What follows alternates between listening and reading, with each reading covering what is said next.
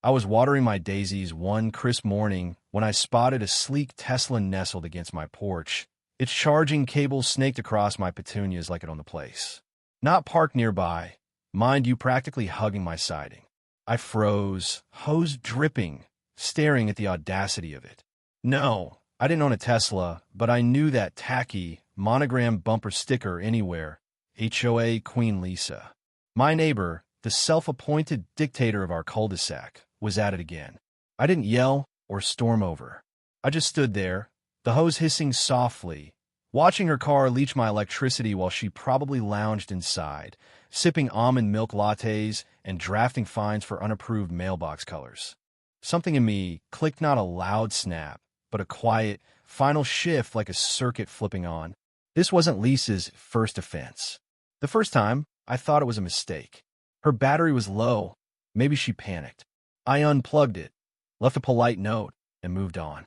The second time, she claimed I'd offered my outlet and called me selfish when I pointed out the $50 spike in my bill. I emailed the HOA board crickets. The third time, I filed a formal complaint, and Lisa fine saw me for disruptive conduct. Now, here we were, round 4.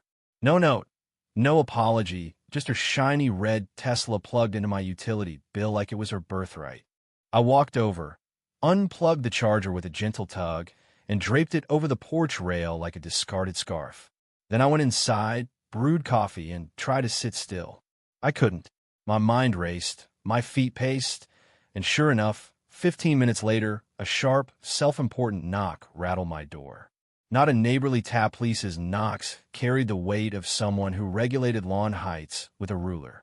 I opened the door to find her in a teal tracksuit, clutching her phone and a citation pad, her eyebrows arched like she'd already won. "Your outlet's faulty," she said, skipping any hello. "My Tesla's not charging." I blinked, letting her words hang. She frowned. "Mind if I check it?" As if my porch was her jurisdiction. I waved her on, and she brushed past, inspecting the charger with the flair of a CSI detective. "Maybe it's your wiring," she mused. "Unstable current? Old house like this." The gall she stole my power, blamed me, and insulted my home in one breath. I grabbed my phone, snapped a photo of her fiddling on my porch, and sat on my couch as she stormed off, the charger coiled over her arm like a trophy. That evening, an HOA email pinged, a citation for outlet hazards threatening community energy sharing. That was it. Lisa saw the HOA, and the system wouldn't stop her. If I wanted justice, I'd have to outsmart her in a way she'd never see coming. Sleep didn't come that night. Instead, I rummaged through attic boxes, pulling out wires, a soldering iron, a dusty Raspberry Pi, and an old treadmill I'd meant to ditch years ago. An idea sparked, sharp and reckless. If Lisa wanted my electricity, she'd have to saw it. The treadmill groaned when I plugged it in, but it ran, wheezing like a tired dog. I laughed, picturing Lisa's face. With the Raspberry Pi, I rigged the porch outlet to a relay circuit. Power would only flow when the treadmill belt was moving. Not idling, not plugged and running. I wanted her to sweat for it. By noon, I had a prototype. Wires sprawled, held together with tape and spite, but it worked. I jogged on the treadmill, and the porch outlet hummed to life. I stopped, it died. Magic. I tested it with a lamp flicker, glow off. Perfect. 2 days later, my Ring camera caught her. Lisa pulled up at noon, bold as ever, and plugged in her Tesla like nothing had happened.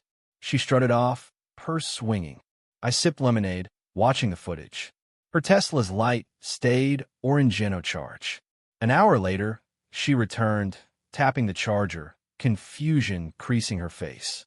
She knocked once, then peeked into my garage where the treadmill hummed. Her mouth dropped, hair frizzing in the humidity, staring at it like it had cursed her out. She didn't unplug or knock again, just left, the charger dragging behind her. The neighborhood buzzed quietly. Neighbors nodded cautiously. Word was spreading. Lisa had spun me as the grumpy loner blocking progress. I didn't care. My utility meter wasn't spinning like a slot machine anymore, and that was enough. But Lisa wasn't done. She trespassed again, creeping into my garage, gloved hands poking the treadmill. The belt jolted when she touched it, and she shrieked, tripping over a mulch bag. I saved the footage, laughing so hard I nearly cried. She bolted, limping, gloves stuffed in her purse. That night, another citation arrived, unauthorized electronic modifications. She'd seen the treadmill and tried to weaponize it, but my garage wasn't street, VY Cybele, and the outlet was mine. I drafted a reply with zoning laws and a smile. The air grew heavy, like the sky was holding its breath. Lisa went silent. No knocks, no fines. Too silent. I upgraded my setup. Motion sensors, a hidden camera in a birdhouse, a decoy outlet wired to a fake loop. If she tampered, my phone would know. One morning, an alert pinged. Lisa, crouched like a thief, tested the outlet with a voltage meter. The treadmill word, and she jumped, eyes wide. She stepped inside, yin and VY Ted, fingers hovering over my control box. The belt surged. She stumbled, dust puffing around her. I saved that footage too. The HOA meeting was my battlefield.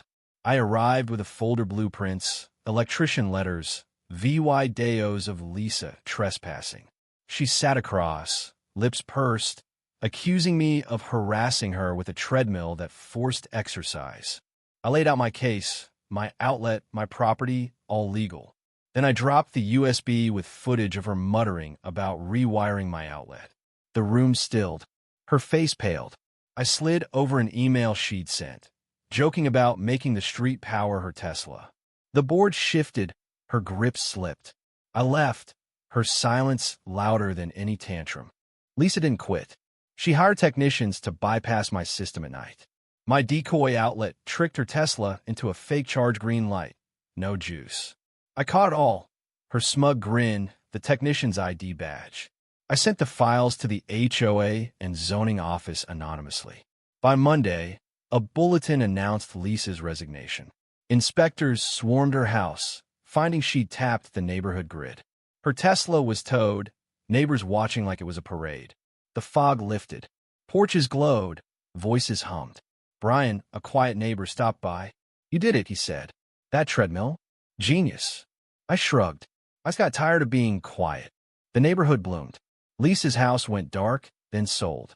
A new treadmill arrived on my porch. No note, just a tag. Enjoy the energy.